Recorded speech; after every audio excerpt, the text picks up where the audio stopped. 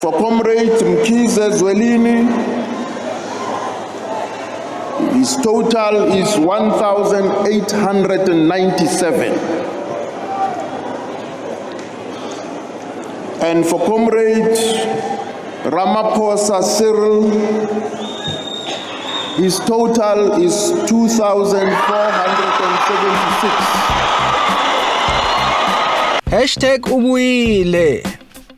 Good day and welcome to Mzansi in 2 minutes. On the 19th of December 2022, President Cyril Ramaphosa decimated his rival Dr. Zweli Mkhize and defended his ANC presidency. Before we get ahead of ourselves and celebrate the allegedly corrupt Mkhize and his Taliban faction's defeat, I just want to remind you the newly elected ANC top 7 are just as dodgy. The aim of this video is to serve as a reminder that there is no such thing as a good ANC because of all of us there in the NEC have our smallanyana skeletons, and we don't want to take out all skeletons out because they will be, or hell will break loose. Please like and subscribe and share the video with your friends. Alright then, let's get on with the show. This is the alleged crimes and misdeeds of the newly elected ANC top 7. Gwen Ramokopa, Treasurer General.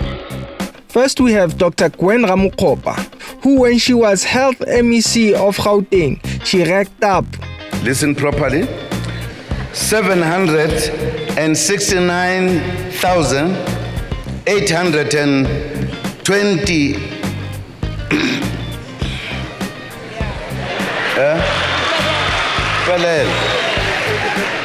and 70 1.7 billion rand in irregular expenses. It was so bad that opposition parties called for her to be fired.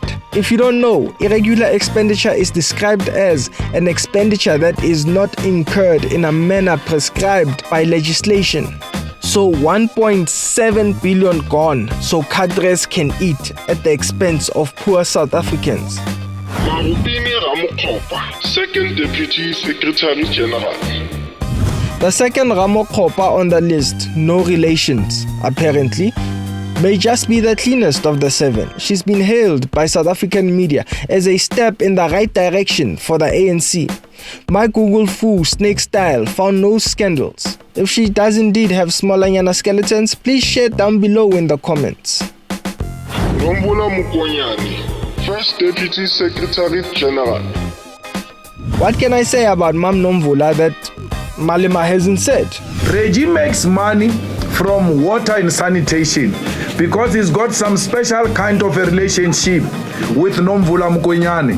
Nomvula likes them young. Now, that's how Reggie became a favorite of Nomvula Mokonyane and then received water tenders, sanitation tenders as a favorite. Or what Angelo Akridzi said about her at the State Capture Commission.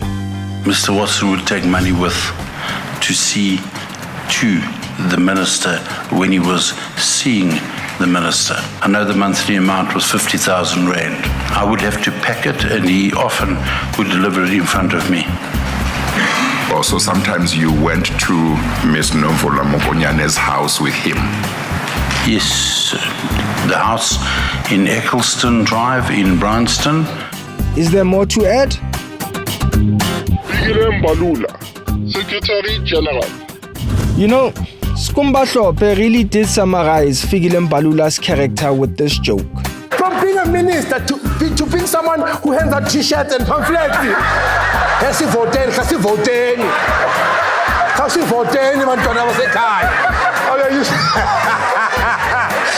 Instead, the ANC promoted Matabila Dlamini.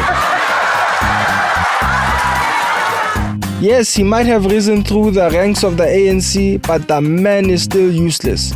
How do you celebrate bringing back trains?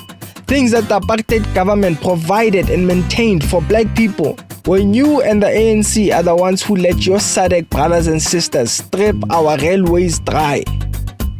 This guy's own brother was found to be a ghost worker in his own ministry. His wife is in tender scandals that may affect houses meant for poor South Africans. If true, He himself has been found guilty of violating the Executive Ethics Code by the Public Protector.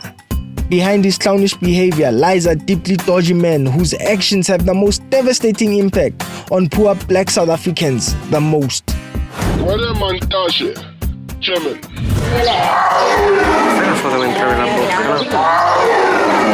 There are few South African politicians that have steered the trajectory of South Africa like Gwede Mantashe has, even if that trajectory was off a cliff. It was not surprising to see his name come up in the state capture inquiry. Imagine being a top politician earning more in a month than the vast majority of South Africans earn in years, and still being accused of being on Bosasa's payroll. Why would he even need anyone to pay for his home security upgrades? I'm not in the payroll of Bosasa. The state capture report concluded that he had a generally corrupt relationship with Bosasa. Where have we heard that before?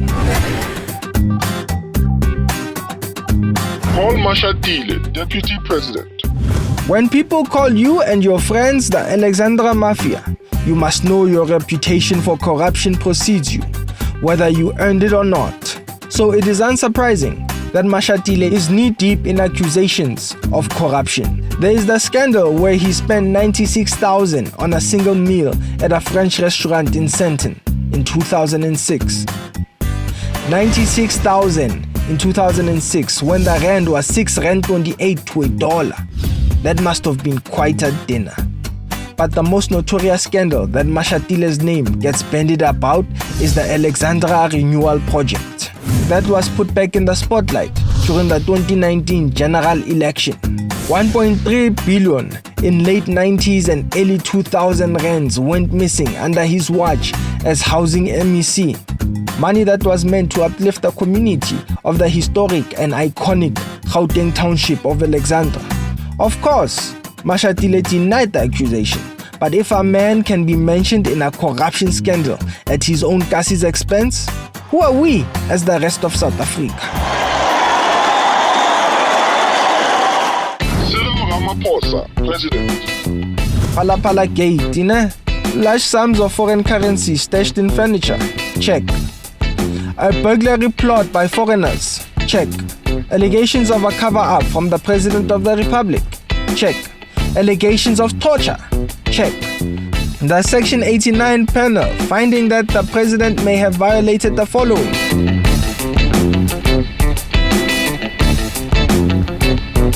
Check. Look, I have two controversial opinions. First is the bemusement that some South Africans are shocked that ANC re-elected Ramaphosa with such a heavy scandal around his neck, like they forget that the ANC elected Zuma with all of his scandals. That included the corruption case that President Zuma is still going to court for in 2023. And of course, let's not forget the Kwezi situation. Most importantly, let's not lie to ourselves. South Africans voted President Zuma into power twice as the President of the Republic. Ramaphosa, on the other hand, was accused of inciting this.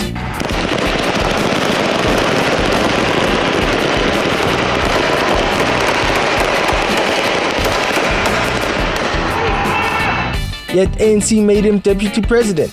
In 2019, South Africans made him their president. I'm willing to bet, even with the Palapala scandal, Ramaphosa might just win the next election because South Africans do not vote with their moral conscience. Secondly, I'm annoyed that we even know the perpetrators of the Palapala burglary, and they even live to be interviewed by our media. How weak is the ANC government that foreigners can burgle their sitting president and aren't disappeared, Eugene de Kock style, as a warning to others? In other African countries, these guys would have been made a grisly example of. In conclusion, there isn't such a thing as a good ANC. It is about time South Africans vote with their moral conscience. Then we will get better candidates from these political parties who will put South Africans' interests and needs above all else. Until then, we are stuck with the caliber of politician that currently resides in the ANC's top 7. Those are just my views.